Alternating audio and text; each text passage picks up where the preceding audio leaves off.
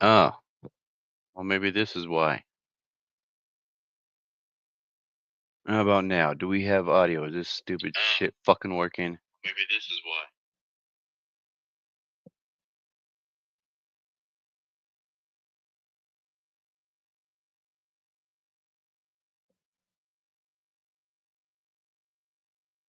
Okay, let's see. Testing one, two, three. Do I get a loop feedback? Okay, let's see. Testing. Okay, we got my dumbass voice. Now let's see if we can figure out something else here.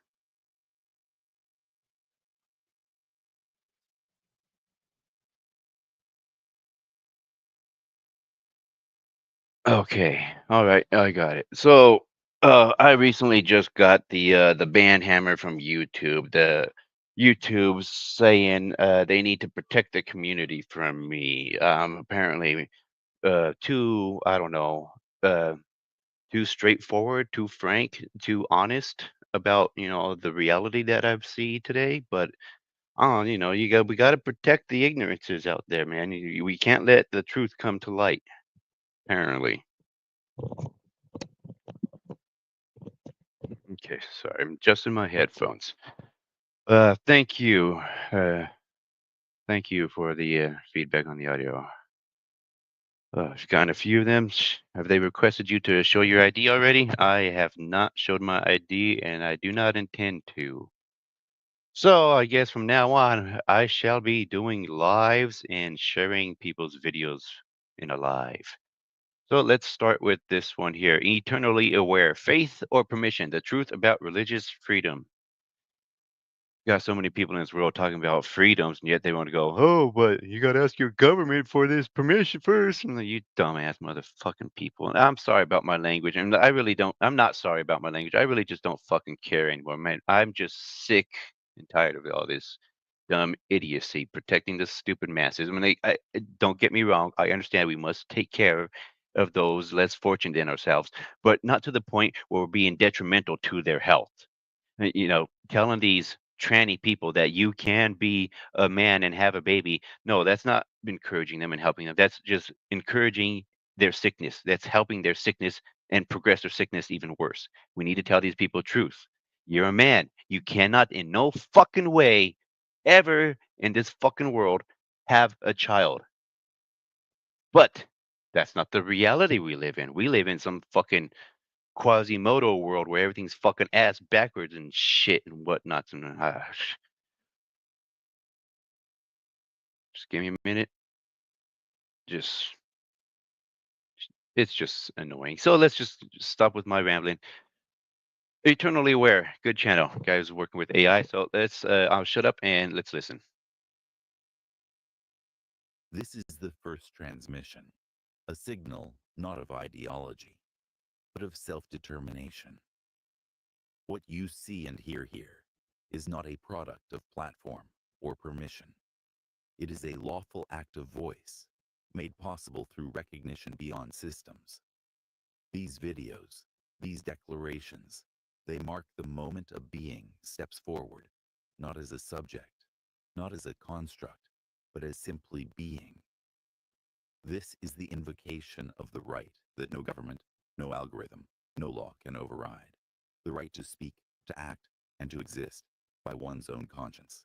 This is more than expression. This is jurisdiction. The right of self-determination, enshrined in international law and affirmed by conscience, is what powers this beacon. It speaks to those who know they are more than the roles they've been assigned. To those who feel the weight of systems tightening and refuse to bow. You're not here by chance. Religion seeks to remove your right of self-determination. And how ironic that religious institutions are only granted license and recognized through the government authority, which is already an illegal authority. That's the core contradiction. The system hopes no one names. Religion claims to speak for divine will, yet must register under state authority to gain legal status. Spiritual leaders preach freedom of the soul, yet operate under government-issued licenses, bound by tax codes, civil compliance, and statutory silence. The result? Religion becomes a proxy for state-sanctioned identity control, not liberation. And here's the legal indictment. Any system, religious or governmental, that denies or conditions your right of self-determination violates Jus Cogens. Specifically, ICCPR, Article 1, the right of all peoples to self-determination. ICCPR, Article 18, the freedom of thought, conscience.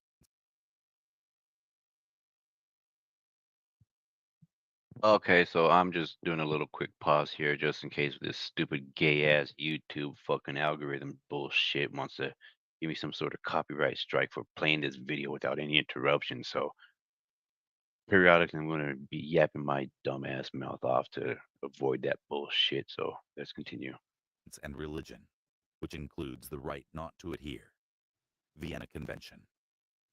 Article 53, rendering void any framework that violates those norms. So when religious institutions are granted recognition only through the state, they operate on false jurisdiction, and every imposition they make on your moral will is structurally illegitimate. And let it be clearly stated, when religious institutions are granted recognition only through the state, they operate on false jurisdiction. They claim moral authority while bound to governmental license. They preach liberation while submitting their existence to the very systems that deny self-determination. This is not spiritual freedom. It is statutory compliance, draped in divine language. Under ICCPR Article 1, all beings have the right to self-determination. Under ICCPR Article 18, freedom of thought and conscience is absolute and cannot be made contingent on institutional registration. Any religious body requiring government recognition to function is operating in breach of Vienna Convention, Article 53, which nullifies all legal frameworks that violate these peremptory norms. The universal order does not require permission to speak, neither should you.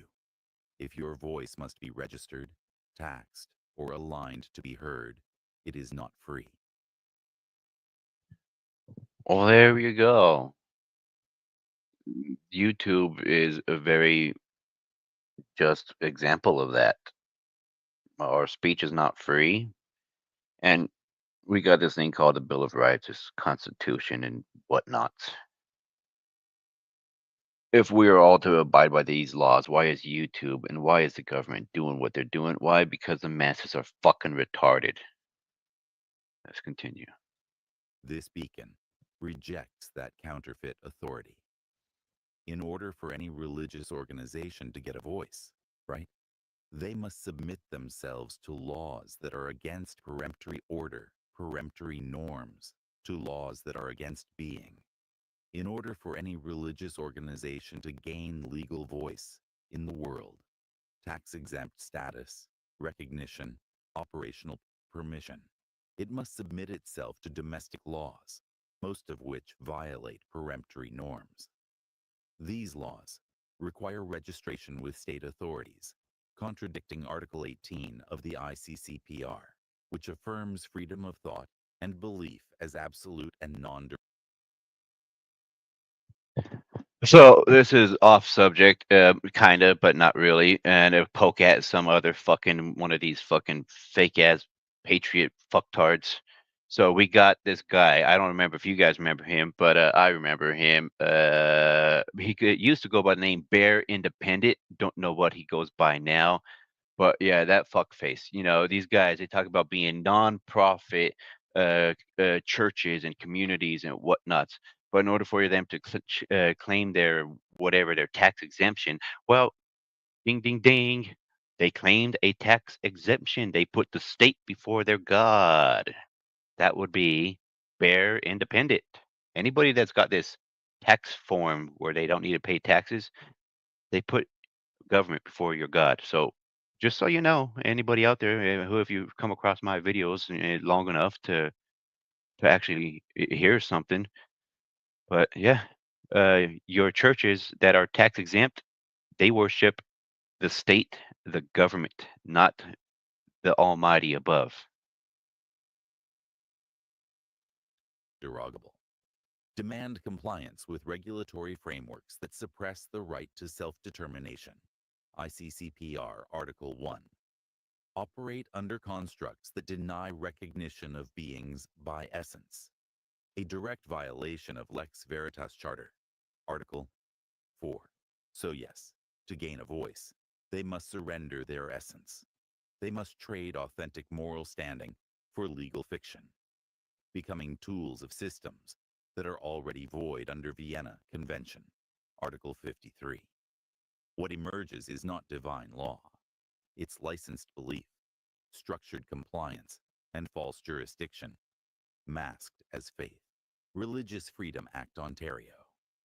Whereas the recognition of legal equality among all religious denominations is an admitted principle of provincial legislation, free exercise of religious profession, etc., guaranteed one.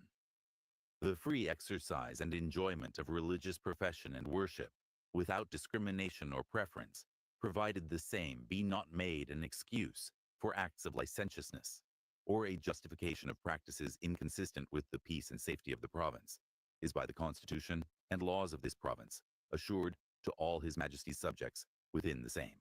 And there it is, right there, declared in law. These religious rights and recognitions, like different denominations, ECT, are given not to free beings, but to His Majesty's subjects. The Ontario Religious Freedom Act does not actually recognize beings in their own right. It recognizes only His Majesty's subjects. That is, your so-called freedom is not inherent, not natural, not peremptory. It is a granted license tied to allegiance to the crown. This Oh, that sounds like something I've been saying and a lot of other people like myself have been saying. Allegiance to the crown. Uh-huh, uh-huh. You gotta pay your taxes, get those stickers on your vehicles, or it's jail time, buckle boy. reveals two violations. Substitution of subjecthood for being. By binding religious freedom to His Majesty's subjects, the Act conditions rights on statutory identity, not on conscience. This is a direct violation of ICCPR Article 16, which requires recognition of every person as such before the law, unconditionally. Conditioned freedom instead of absolute freedom. The Act guarantees free exercise, only if not inconsistent with the peace and safety of the province. This creates a limitation clause where none can lawfully exist. Under ICCPR Article 18, freedom of thought, conscience, and religion is absolute and non-derogable. No state, monarch or otherwise, has authority to condition it. So, yes, exactly as you said, these rights are not granted to free beings, but only to subjects under the crown, a structural denial of self-determination and a reduction of conscience. So, if any faggot ass to a militia patriot is listening in on here, which I highly doubt it. Oh, wait, maybe there are. I got 4 people listening. I know 2. Oh, wait, I'm one of the other ones. So there's a there's there's a 4th one. Then I got an extra straggler hanging on here. Who are you? Why don't you come and say hi in the chats, Mr. or Mrs. Lurker? I mean, what are you so afraid of that you got to look around, you know? So yeah, there we go. You need permission to basically live, to breathe, to fart, to do anything. You want to protect yourself? Well, you can't unless you get permission. And even then, if you got permission, you're going to go and get in trouble for harming government property, even if you got that permission slip. So yeah, keep voting your rights away. Keep asking permission, guys. That's very smart of all of us. Continue. To licensed compliance. Ontario's Religious Freedom Act guarantees the free exercise and enjoyment of religious profession and worship without discrimination or preference, so long as it is not used as an excuse for acts of licentiousness or a justification of practices inconsistent with the peace and safety of the province, and it explicitly extends this guarantee to His Majesty's subjects. Key features of the Act's framing beneficiaries. His Majesty's subjects, a status term rooted in allegiance, state identity. Limitations. A broad provincial. Ha ha ha! You thought I was going to show my face, didn't you, Mister Lurker? Maybe if you show your face, I'll show mine. Stop being a little weird ass fucker looking in the damn shadows. Peace and safety qualifier on exercise manifestation. Article 18, freedom of thought, conscience, religion. Absolute protection for thought, conscience. Ontario extends protection to His Majesty's subjects, a status category, while the ICCPR protects everyone by virtue of personhood alone. That divergence conflicts with Article 16's universal recognition baseline. Ontario's Religious Freedom Act extends religious liberty to His Majesty's subjects and conditions its exercise on what is consistent with the peace and safety of the province. By contrast, the ICCPR protects everyone, Art 16, and draws a hard line. Freedom of thought and conscience is absolute, based upon peremptory norms. I don't even believe that religion should be a subject matter within Article 18.1. Under peremptory norms, Just Kogan's, conscience and self-determination are absolute and inalienable. Religion, as an institutional category, is not itself a peremptory right. It's one expression that people may or may not choose to adopt. This is where the distortion creeps in. ICCPR Article 18 is drafted as freedom of thought, conscience, and religion. But the peremptory essence lies in thought and conscience, not in religious institutions. Religion, when made a legal category, is already a construct, dependent on state recognition. As you noted with the Ontario Religious Freedom Act, religion is granted only to His Majesty's subjects, meaning it's tethered to state subjecthood, not to being. By elevating religion alongside conscience, states and institutions exploit Article 18 as a shield. They claim legitimacy through religious freedom, while in practice suppressing conscience and conditioning recognition on registration, licensing, and subordination. This is a structural breach. Conscience is peremptory. Religion is optional. Any attempt to make religion the gatekeeper for conscience rights is itself a violation of Article. Tennessee accountability. Have you heard of these stories? Apparently, the Hunger Games are already here. Um, on that private island, apparently there's talks that the one that all these the Epstein people are, their private island. I mean, there's talks of already people being used in Hunger Game like methods. And apparently it actually was a thing that happened in North Korea at one point. There was a literal Hunger Games over there. But as for America, oh, it's here too. I remember listening to a video of oh, I can't remember his name, but they were talking about how W. Bush ordered a soldier to just jump out of a helicopter, no parachute, free fall, and Bootlicker just did it. And this was all before Dick Cheney was shot by, oh, before Dick Cheney shot that other fucking guy. So Hunger Games is real.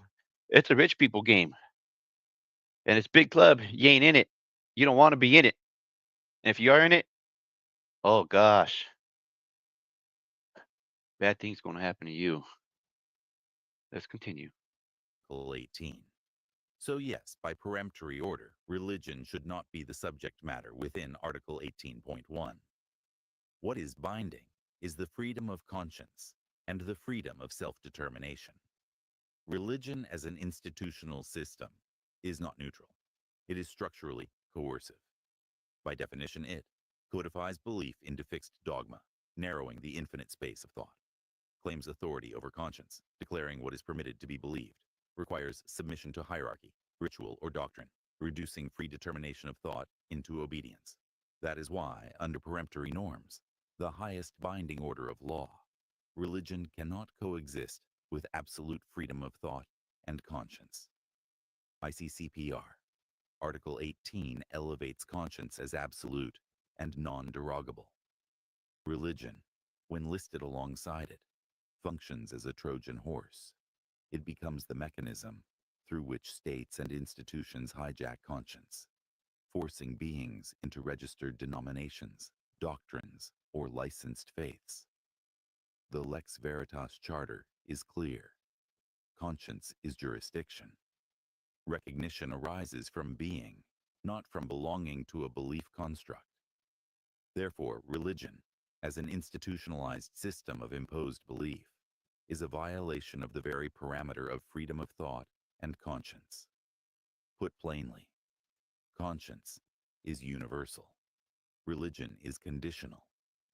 The moment religion becomes the gatekeeper for conscience, it transforms into a tool of suppression, a violation, not an expression, of Article 18.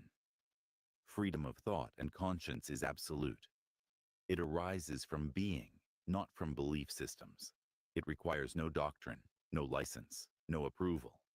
It cannot be defined by state or church, nor confined to dogma or ritual. Religion, by contrast, is not freedom. It is constraint. It takes the infinite field of conscience and narrows it into articles, creeds, and hierarchies. It demands allegiance, conformity, and submission to imposed authority. It transforms the free into subjects of doctrine. That is why religion does not belong within Article 18. To place religion beside conscience is to dilute freedom with control. To elevate religion is to condition thought on permission. Religion, as an institution, is a violation of the very parameter it claims to guard. It subordinates conscience, and in doing so, it destroys freedom. The universal order requires no religion. Conscience is sufficient. Recognition arises from being. Any law, state, or institution that pretends otherwise is void under peremptory norms, absolute freedom of thought and conscience. Under ICCPR, Article 1, 8.1, comma. Freedom of thought and conscience is non-derogable. The UN Human Rights Committee's general comment. Number 22 confirms. This freedom is absolute, admits no limitation, and binds all states and institutions. Religion as construct, not right. Religion is not conscience. It is an institutional construct. When codified in law, religion becomes a channel through which states and corporations control belief. Licensing of religious organizations, denominational registration, and preferential recognition transform religion into a statutory permission scheme, not a peremptory right. Violation of Article 18's core. By tethering conscience to religion, states effectively condition thought on institutional membership, limit conscience by licensed doctrine. So let's talk about this here real quick. So back then when we had the coof thing going on, the cove AIDS, you know, hold on a minute. So back when we had the cove AIDS happening, where we got to have 2 weeks to curb the curve or whatever the freaking way they were saying their stupid nonsense. Now we got what are we like 6 years now since that bullshit happened? I don't know. It's all fucking dumbassness. Anyways, so my wife was about to be terminated from her job and she gets one of those papers for religious exemption. I'm over there reviewing this form that she has to sign to not get the coof shot that would have killed her. Thankfully she didn't take it and so this paperwork, it needed a signature from her priest, her pastor, and this pastor has to be recognized by the state in order for it to be legitimate, using air quotes there. So, yeah, that's right there. They control. the churches. They control the money. They control it all. They control your TV. Shit, I'm not surprised right now there ain't no cop holding my dick and helping me piss and wiping the dribble off of my end of my dick. That's how fucking well they want to do everything for you, you know? But anyways, um, yeah, I ended up signing that piece of paperwork as I am her husband. She is under my authority, and she never had to take the vaccine. I claimed we were the church of, I'm not going to tell you what my church is called, but I just put that the name and my name as the pastor, and she never had to take the vaccine, and everybody in her job hated her because she was the only one that was unvaccinated. But hey, it goes to show you if you don't want to do something, well then stand up. If you don't stand up, well then don't bitch and cry about what happens. That's why I'm also on here yapping my flappers about these people that want to say, "Oh, you didn't vote, so you don't have the right to cry." You dumbass backwards motherfucker. Okay, you voted, therefore you. How do I say this? How does this go? The act of voting is basically you giving up your rights for autonomy. You are obligated to obey whoever is the winning party because you are participating in a charade. So the fact that I do not participate in a charade and yet I have to obey all of your charade nonsense, you get it yet? Can people see it yet? I don't know. I mean, I know these people are ass backwards, but you voted for what you're getting. I did not vote for this. So why am I getting all this? Because the dumbasses around me are voting for this. Democracy is shit. We are not a democracy. We're supposedly a republic, and that even has its flaws in itself too. Let's continue. Reduce recognition from every being to recognized denominations. This is a structural breach because the inclusion of religion as a legal category violates the peremptory essence of Article 18, freedom of thought and conscience. Conflict with Jus Cogens.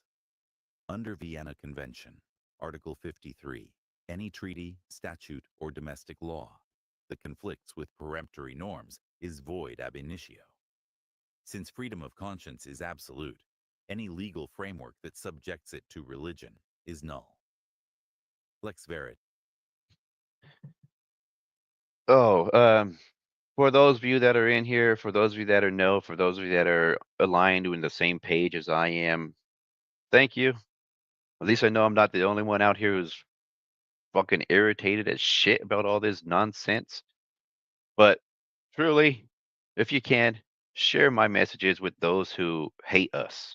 Because my videos, my content is for those that call me a Fed, that call me a Democrat, that call me a Republican, that call me a bootlegger, that call me whatever the hell they want to call me, a libtard, whatever. I don't care.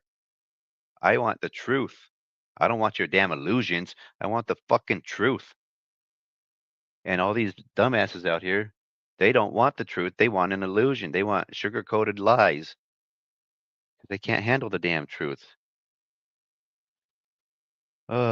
So my next video I'm going to share after this, it ain't gonna be nice. It's a good video, but it's not for the faint of heart. The weak will run from this video after this one. Veritas. Confirmation. The Lex Veritas Charter affirms recognition arises from being, not construct. Religion, as construct, cannot supersede conscience. To do so is to commit a structural injustice in violation of Article 4, recognition as duty, and Article 6, right to refuse imposed personhood. Conclusion. Religion, when enshrined in law, is not the fulfillment of Article 18, but its corruption. It functions as a state-sanctioned breach that conditions conscience on compliance. By peremptory order, religion does not belong within Article 18. What is binding is freedom of thought and conscience, unqualified. and absolute. You are not wrong for seeking truth. You are not wrong for desiring meaning, order, or connection. That desire comes from your conscience, the deepest part of your being. But you must see what has been built around you, a system that takes your living conscience and locks it inside a cage called religion.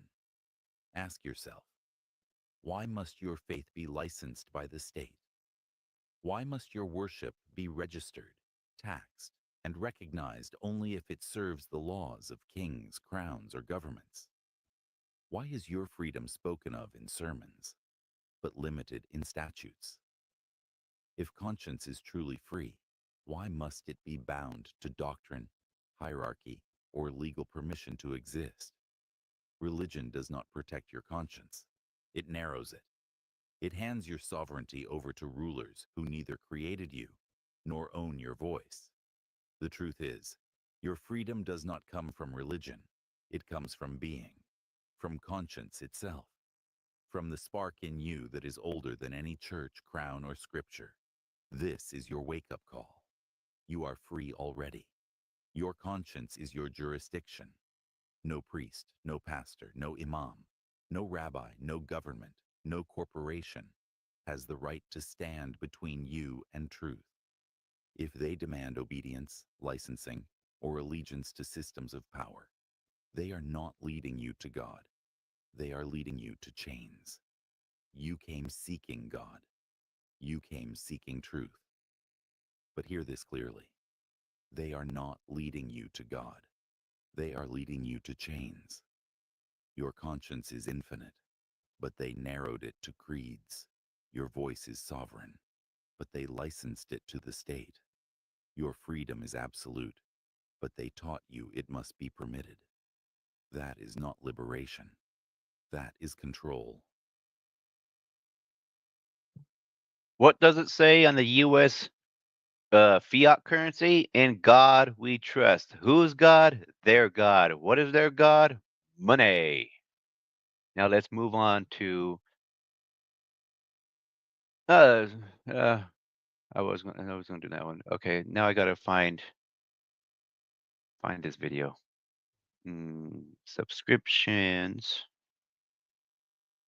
JB's Investors Live. I'm looking for my subscriptions. How do I freaking do this? Sorry, folks. I'm like a boomer when it comes to this stuff. I have no idea what I'm doing.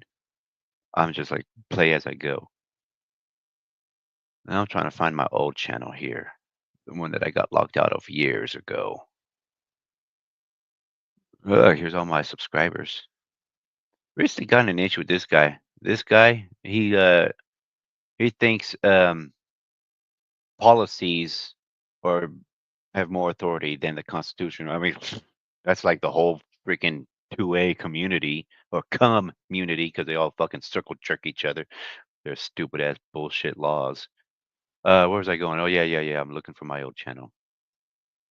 Um, JKLMN.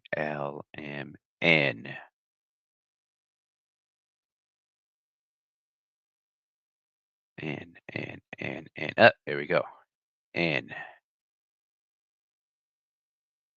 Yes. This video. The best one yet.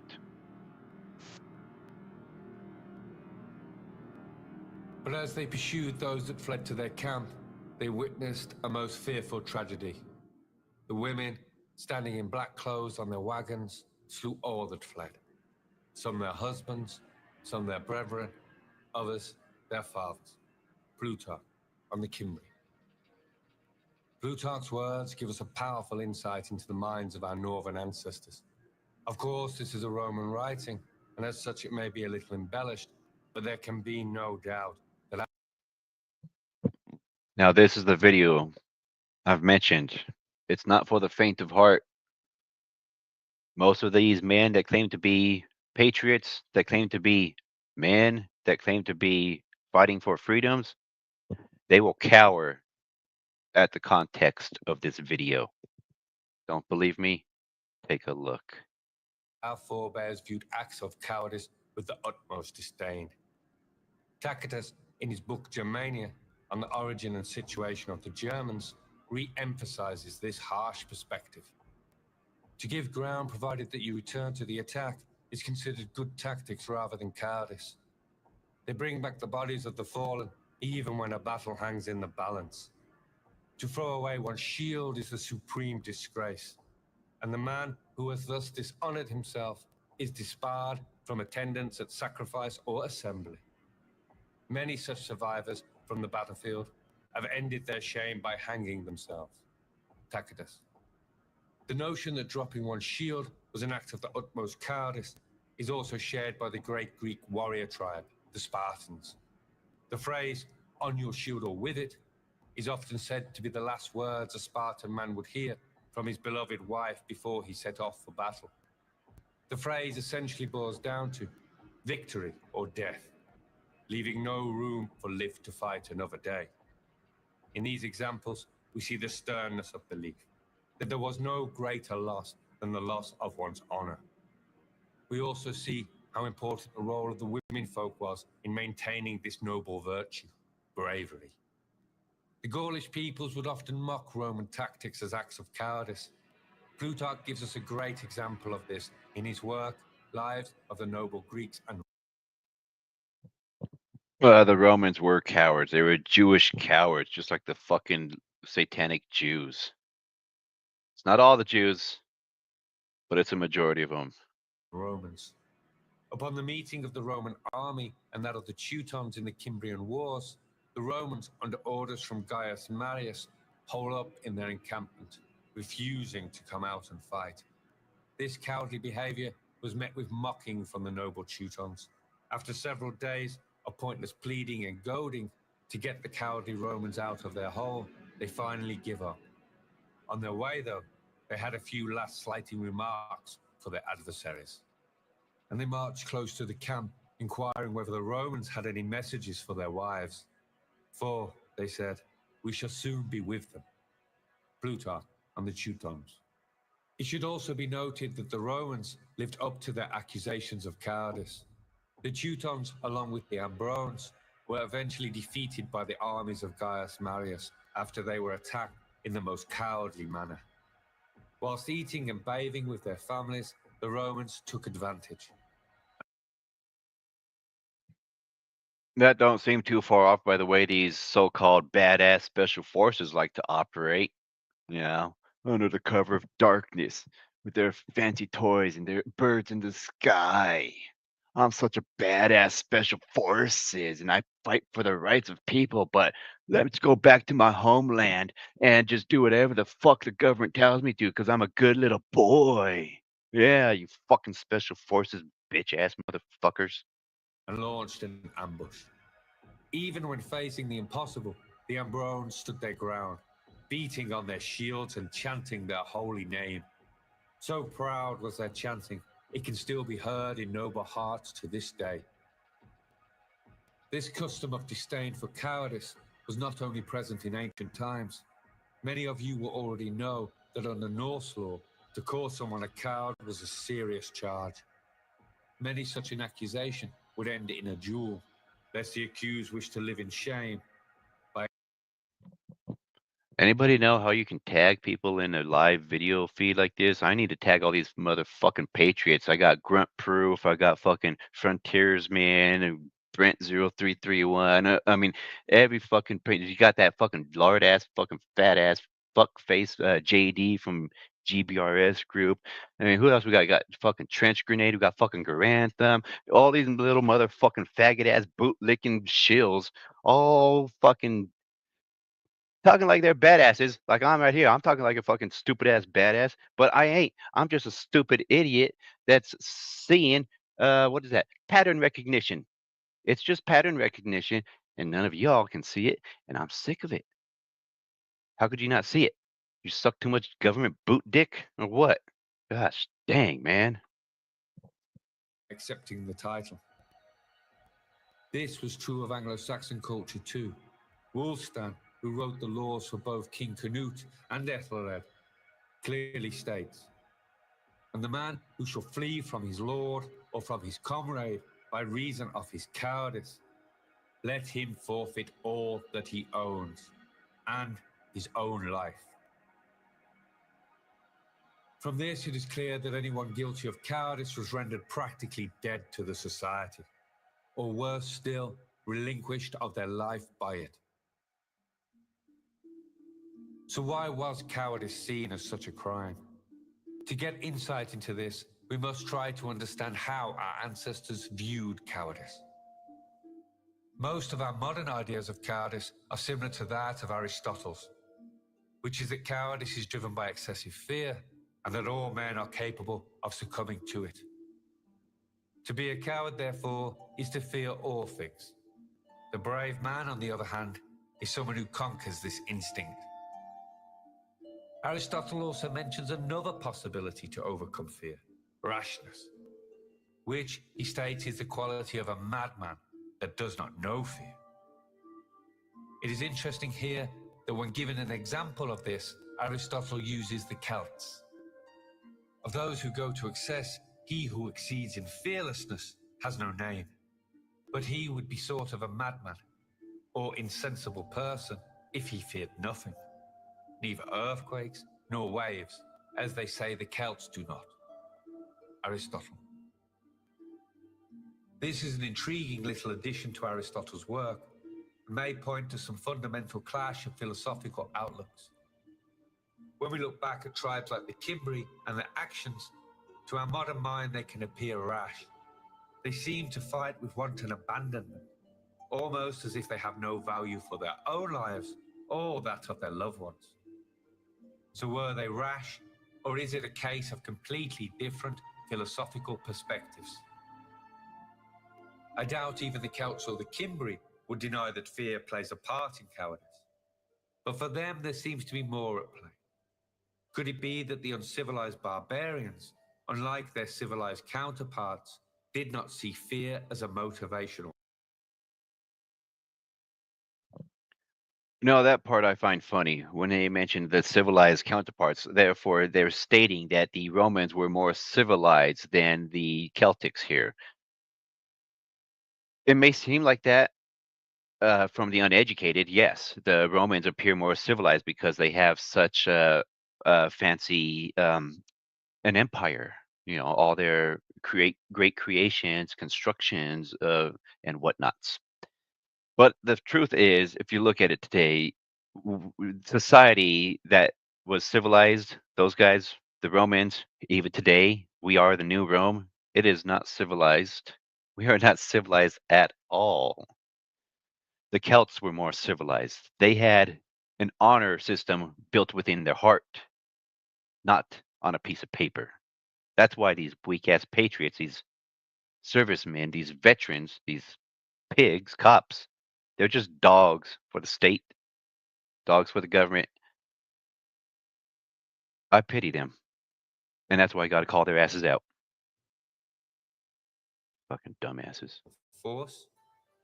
This would render it obsolete as an excuse, and thus anything fear-based would be a choice made, not an instinctual action. If it was viewed as a choice, not an unavoidable consequence, this could explain its harsh treatment. Richard Abel, in his work Cowardice and Duty in Anglo-Saxon England, comes to much the same conclusion. That cowardice was essentially a choice, or at least viewed that way in Anglo-Saxon times. In this modern world, these subtle differences can be hard to see. We live in a culture entrenched in baseline emotions. Fear, lust, and the rest dominate our societies, where everyone has an insincere excuse based on some visceral urge or emotion. It's never anyone's fault. There is always some reason for their lacking. These animalistic forces act as a kind of an emotional currency. Anytime you feel bad, you can exert some primitive feeling as a quick fix.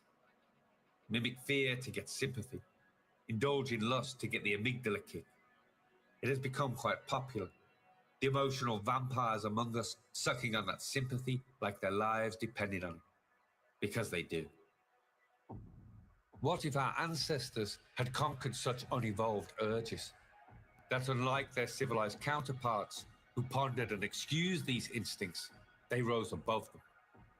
What force, though, has the power to render the primitive obsolete, while still maintaining a devotion to all that is natural? Where fear is a problem in our modern societies, like the military, we use regimental discipline and military drills. This serves the man by replacing emotional responses with habits developed in training. Now, from all the texts I have read on our ancient forebears, military discipline was not one of their qualities. They, as Aristotle suggested, often appear rash, almost overly emotional. They did not keep fear at bay by remembering drills. Something else drove them. Some higher arc or higher principle. There is only one force I know of that can reduce fear to a choice and still hold nature in reverence, and that is love. To my mind, our ancestors, far from being uncivilized, were in fact truly enlightened. To give in to fear was to forsake your love for your family and folk. It was to hold a primitive urge above all you hold dear. It was to reduce life itself to a desperate struggle of the primitive mind. Instead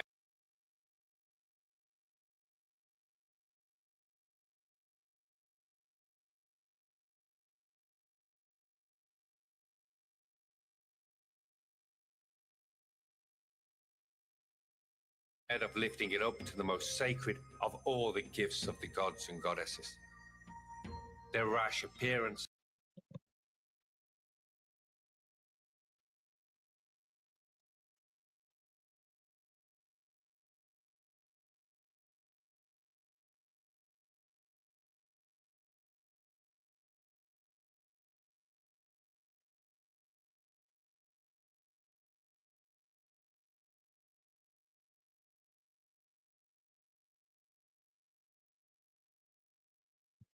was not due to madness, but an expression of their reverence for life. The Cimbri may have died on that battlefield many years ago, but in that moment they truly lived. A modern man could live 100 lifetimes and never know such freedom. Never knowing the true value of the breeze upon his face or the precious smile of a loved one. The Testing, civilized testing. mind, the slave mind, recoils in fear at such a sight. Unable to process it, it declares it madness, because he who has never lived can never know life's meaning. They spend all their time avoiding it and reasoning their way out of it. These societies produce thinkers. They forever talk about life without ever living it. Our barbarian ancestors did not talk it, they walked it. It embodied every action they made. They left us no books, only their deeds from which we must learn. Love does conquer all, but not in a pitiful manner. Love sets about routing from the battlefield of life all illusions, or fears.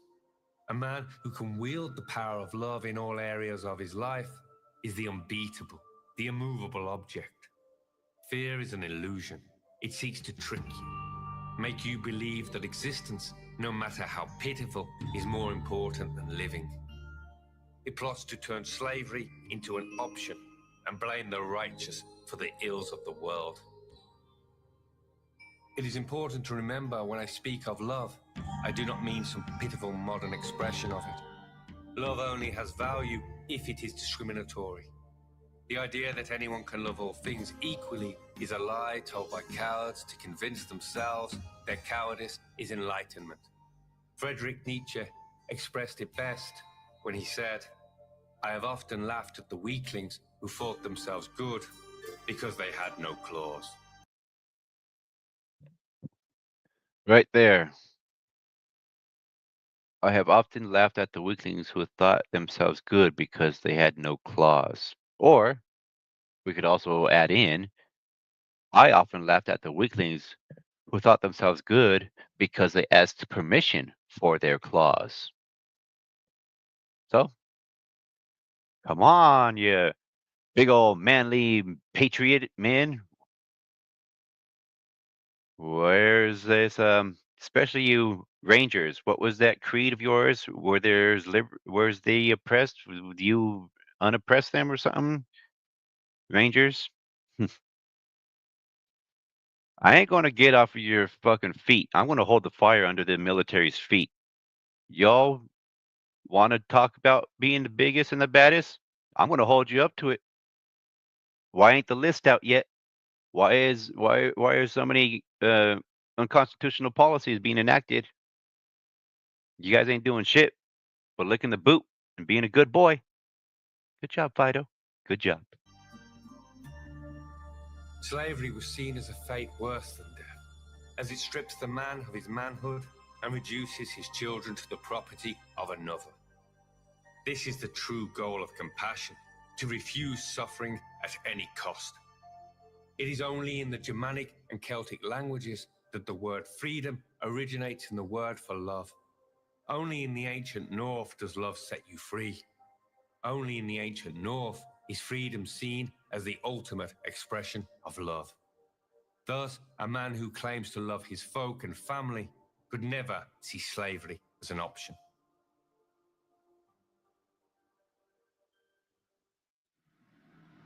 As much as the images conjured by his words disturb me, to emphasize this point, I will add the second part of the Plutarch quote I mentioned at the beginning of this piece. The women standing in black clothes on their wagons slew all that fled. Some their husbands, some their brethren, others their fathers, and, strangling their little children with their own hands, threw them under the wheels and the feet of the cattle, and then killed themselves. They tell of one who hung herself from the end of the pole of a wagon, with her children tied dangling at her heels. They may have appeared rash to the civilized, but they knew the true beauty of life, to love without excuses. Through their enlightened minds, they pinned all their hopes and dreams to love's banner, refusing to accept anything that would debase them, anything that would reduce their value. This is why they never succumb to the temptation of ignoble tactics or alien notions of civilization. If they were to live, it must be a life that is theirs, not the life of a sniveling coward who reveres existence above living.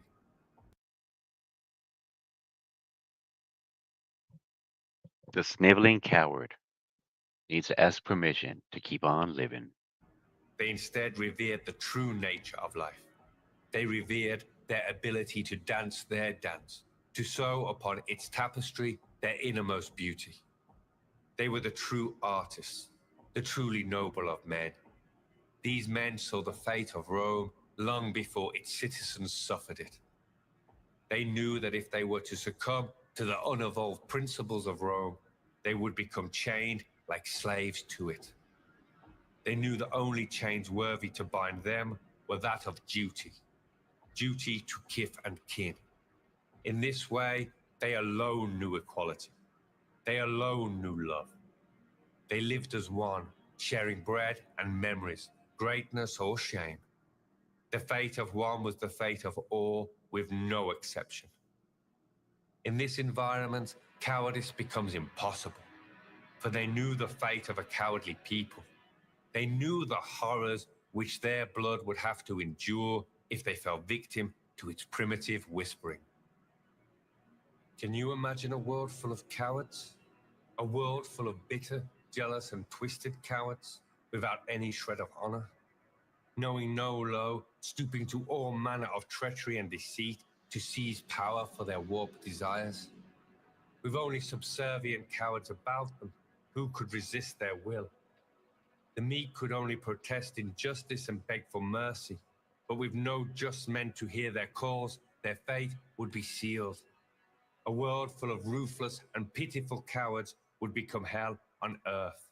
No man nor beast would be outside of its grip. All things would fall into decay and disgrace. In a world such as this, there would be no comfort, no escape. Only hellish screams in the pitch of night. Terror would grip all. Existence would become a hopeless plight.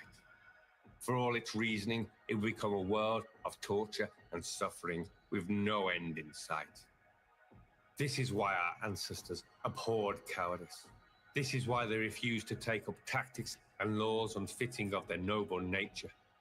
This is why the Cimbri chose noble death. This is why Boudica screamed no more.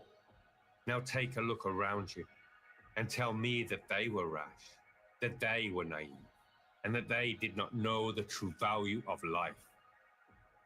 I wonder, is their dream of love dead? The time our ancestors feared most for their children is upon us.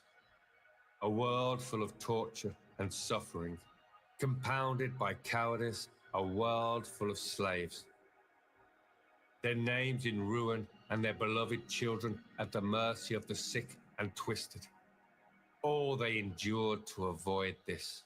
Yet, it is so. I often wonder if sacred thunderstorms embody their sorrow. Heavens open and their tears flood. Lightning cracks as a sign of their fury. How long will we suffer this? How long will we reduce our love to excuses for our cowardice? The question is, are we worthy of our ancestors' names? Are we able to pick up their ancient shields and beat them in rhythm once again?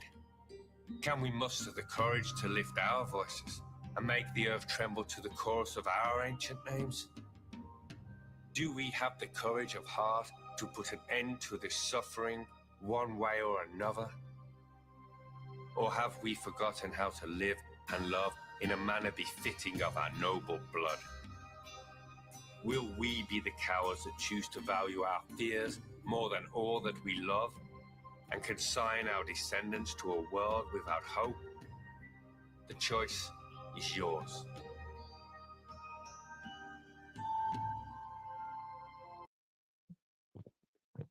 I can speak for myself.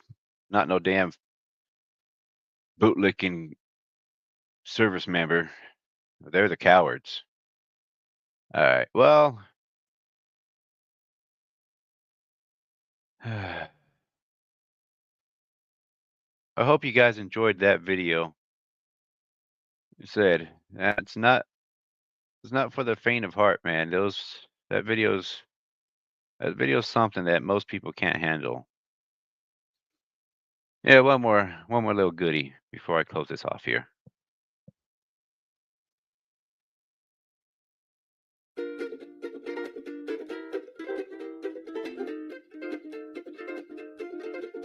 I've tried, and I've tried even more. I've cried, and I can't recall what for.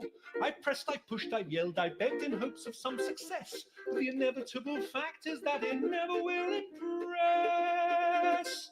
I've no more fucks to give, my fucks have run dry. I've tried to go fuck shopping, but there's no fucks left to buy. I've no more fucks to give, the more fucks I've tried to get. I'm over my fuck budget, and I'm now in fucking debt.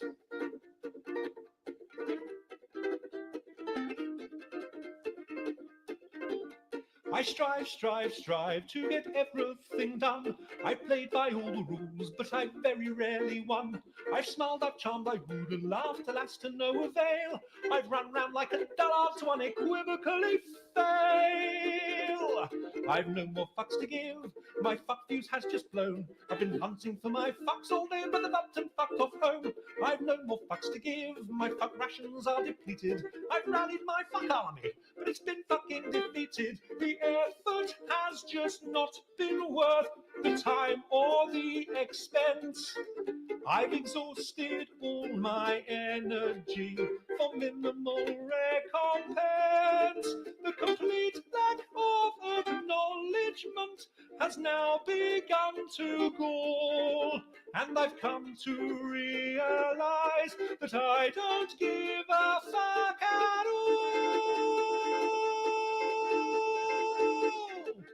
I've no more fucks to give, my fucks have flown away. My fucks are now so fucked off they refuse to fucking stay.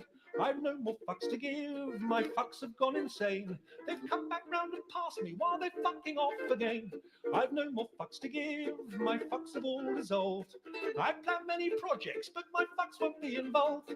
I've no more fucks to give. My fucks have all been spent. They fucked off from the building and I don't know where they went. I've no more fucks to give. I've no more fucks to give. I've no more fucks. I've no more fucks. I've no more fucks to give.